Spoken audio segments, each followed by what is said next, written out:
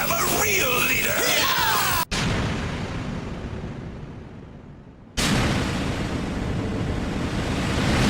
It's your boys and IMJ, we shut it down, man. A comic book look, invading your town. Keep it comics, and let the beer flow. We so global, since our premiere show.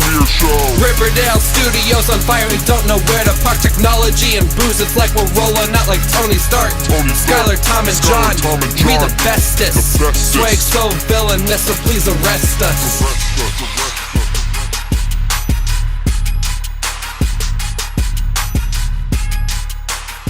Welcome to a comic book look, everyone. It's your weekly comic book show. We talk about anything in the comic book industry. You want it, you got it. My name's John, aka Comic Book Calamity Jane.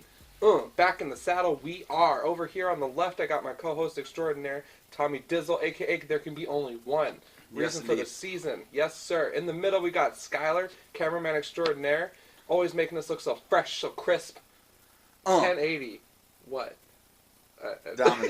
Dominating. Yeah. Always. Oh man, it's good to be back, you guys. Good to be back. We just rocked a seriously awesome long box confidential for you. I know you liked it. You know, it was amazing. Yeah, short box confidential. And you know, we thought since it's issue 100, we got to give you like a full two-parter.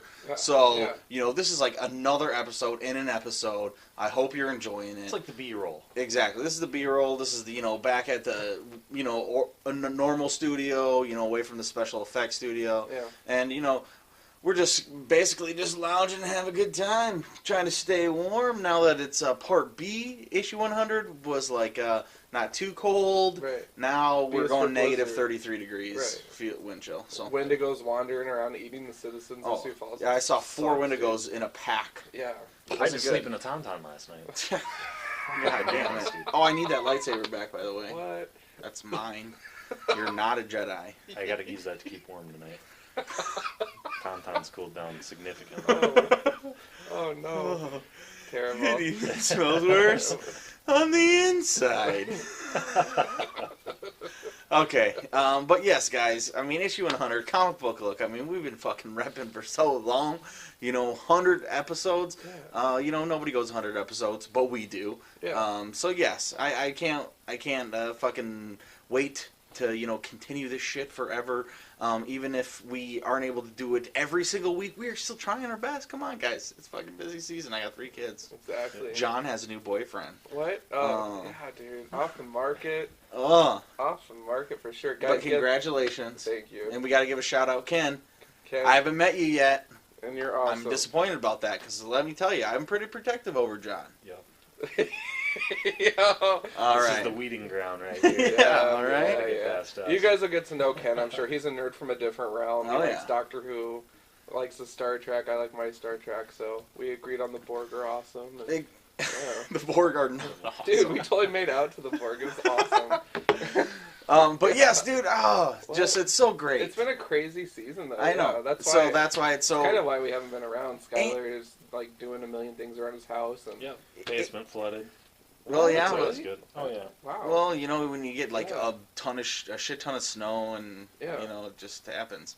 But it is good that it's issue 100 and it's like all fresh because we have all this new shit in our life. Skylar has a brand new bathroom that he didn't necessarily want to redo, but he did. Well, it had to be done. Is that with the marble counter?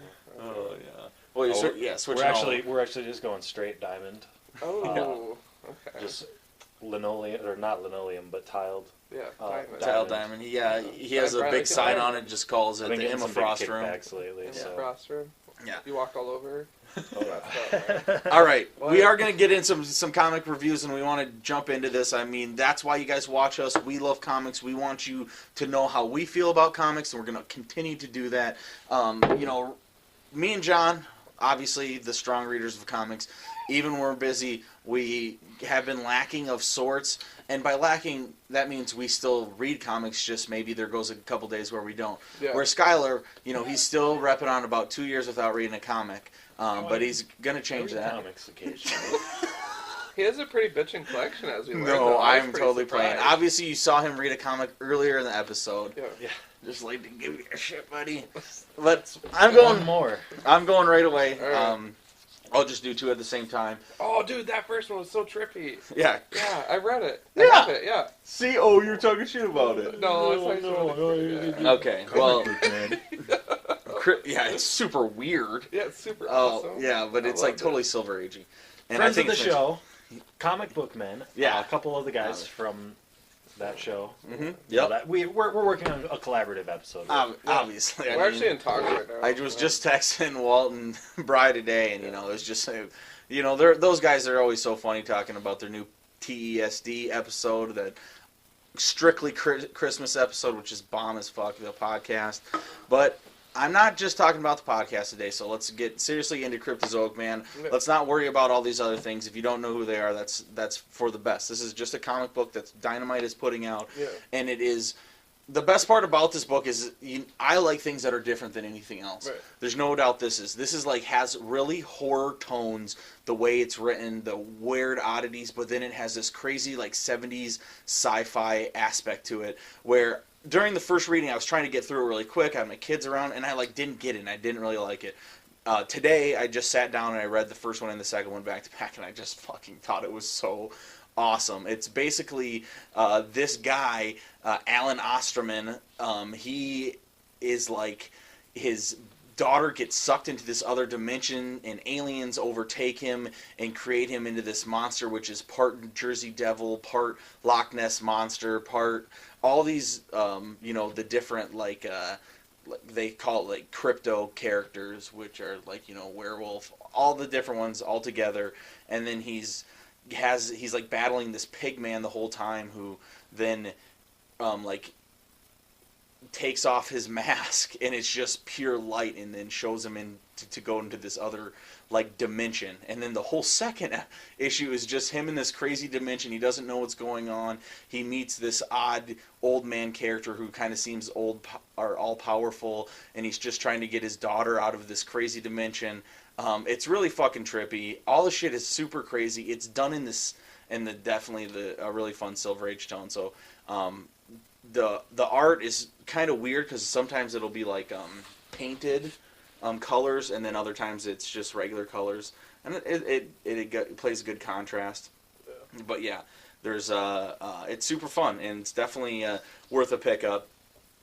I can totally see how people would not like it, though. If you're not into like horror things at all, or don't think any of this really weird shit or trippy shit is good at all, then this is not for you. If you were looking for like a really straightforward story, then you're probably not looking for this. But I got to say, Walt Flanagan and Brian Johnson really did a great job on this, and yeah, I'm going to continue to pick it up as well. For sure. Got any ratings for us there? Oh, yeah. And so, what would you think of it first, John? You said you read the first issue. Yeah, honestly, this was probably one of the craziest things. I actually got this around our Halloween episode, I believe, and I had read it, and then I totally forgot to bring it with, because I remember being on fire about just how bizarre it was. Yeah, this is very fitting for the season. best I tripping. loved it. So, and I haven't read the second issue, but the first one, seriously, guys, if you want something that's just fun and different, totally check it out. Yeah. It's cool. I mean, this is like, has a big Kirby-inspired guy in back, and this is like a whole nother dimension. He has the Kirby bubbles. They talk about like a different place other than Area 51. Alan Osterman like gets offered this giant lab in this dimension that looks all trippy and crazy, and you don't know if this is like real life or what's going on, but in the end it looks like he's going to be tricked. And the very last page is really disturbing, but awesome in the same way. Because he finally sees blank. Sorry, I'm not going to tell you. But then look how disgusting and how. What if I just picture myself in that situation? Like, oh no. So yeah, one of the freaks. Yeah. So definitely, I'm glad you liked it, John. As a whole, I'll definitely give that a 5 out of 6 beers. Not perfect because the art isn't perfect. It would probably get 4 out of 6 if it wasn't my favorite podcasters doing the book as well. But I loved it, and I recommend it for everybody else into weird shit. Yeah, I love it when it's that, like, weird, other-dimensional type of, or, like, dreamscape kind of thing, where they can really get weird about trying out the different kinds of art, and just mixing up, like, there was a couple of things I was looking at earlier, in something we'll get to in another episode, but where there's actual pictures mixed in with the drawn art, and sometimes that can be really cool. Sometimes it's really weird and off-putting. But I enjoy it when it's done right. I agree. There's ways that you can do it really well when you bring in actual pictures, into the... Well, I'm just talking mixing up different forms of art, like okay, I got you. Yeah, mediums like say watercolors and print and oil painting. Gotcha. Yeah, word, and they do it well in that. So Sweet. What book are you reviewing now, Sky? I'm reviewing Uncanny Avengers number 14. Yo, what? Okay. I'm gonna do it through John though. He's my puppet here. Okay. Oh, I'm not gonna go. Okay, so anyways, I'm supposed to be reviewing one book. This is actually, I just wanted to mention this as an honorable shout out for a series.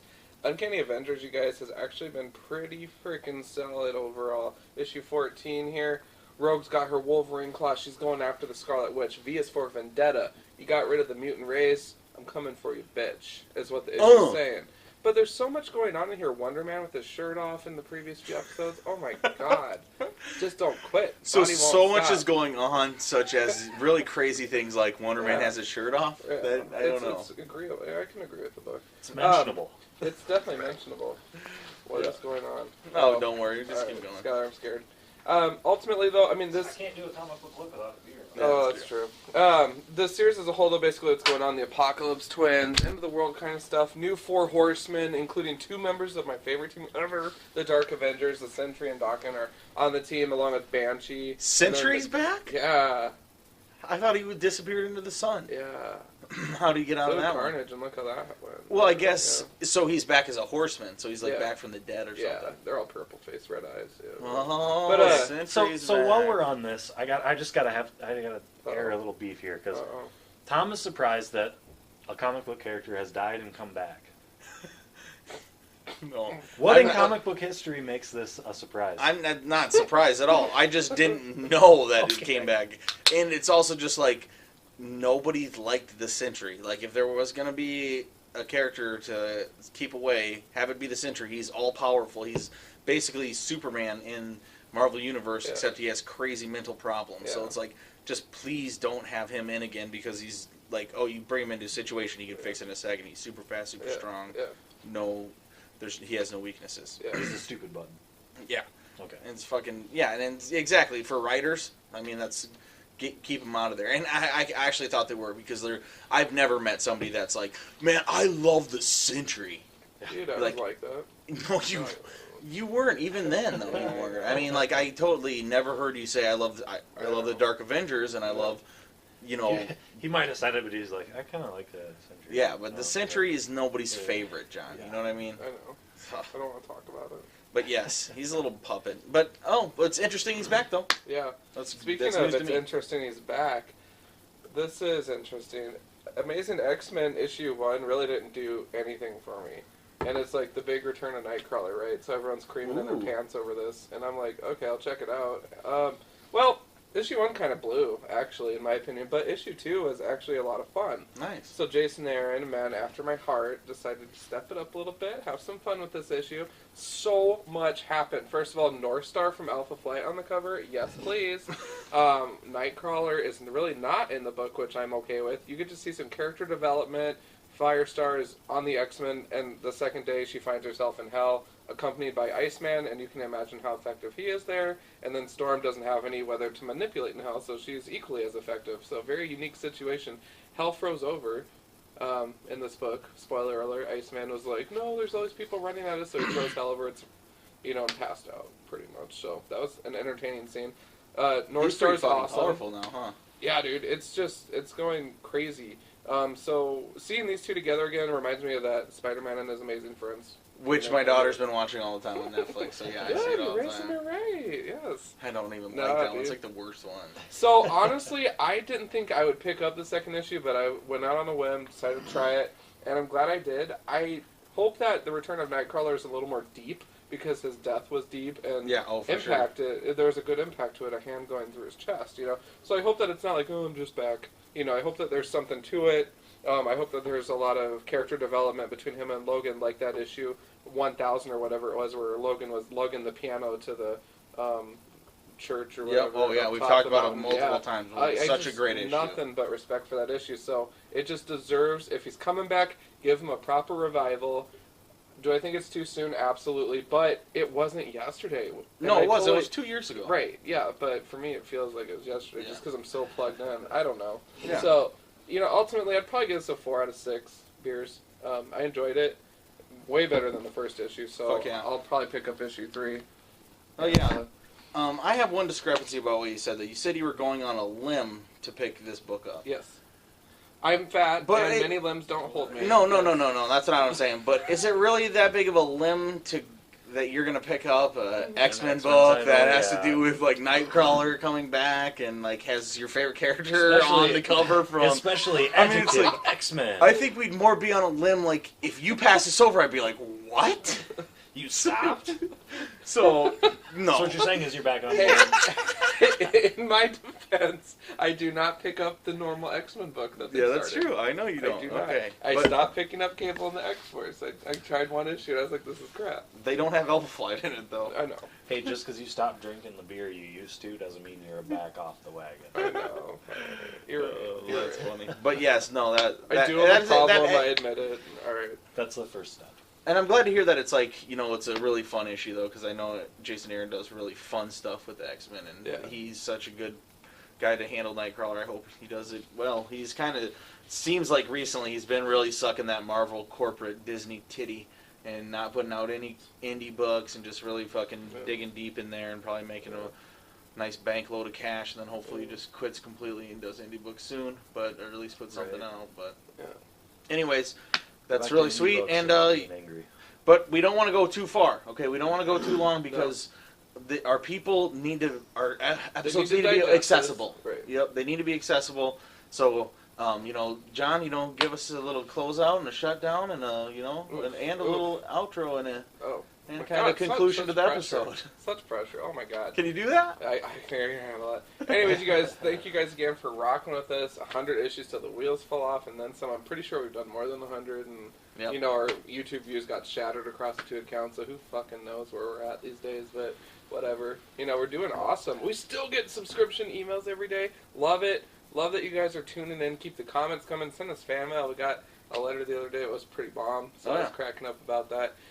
We love you guys all, and we love what we do, and definitely, as always, at this holiday season, I can't stress it enough, have fun with family and friends, but make sure you hit up that local comic shop, vote with your dollars. If you see a shiny cover for your boy, send it my way, and as always, keep it comics for sure, man.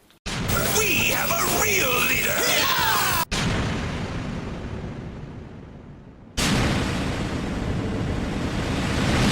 It's your boys and I am Jay, we shut it down, man. A comic book look, invading your town. Keep it comics, and let the beer flow. Be so global, since our premiere show. Riverdale Studios on fire, we don't know where to park. Technology and booze, it's like we're rolling out like Tony Stark. Skylar, Tom, and John, we the bestest. Swag so villainous, so please arrest us.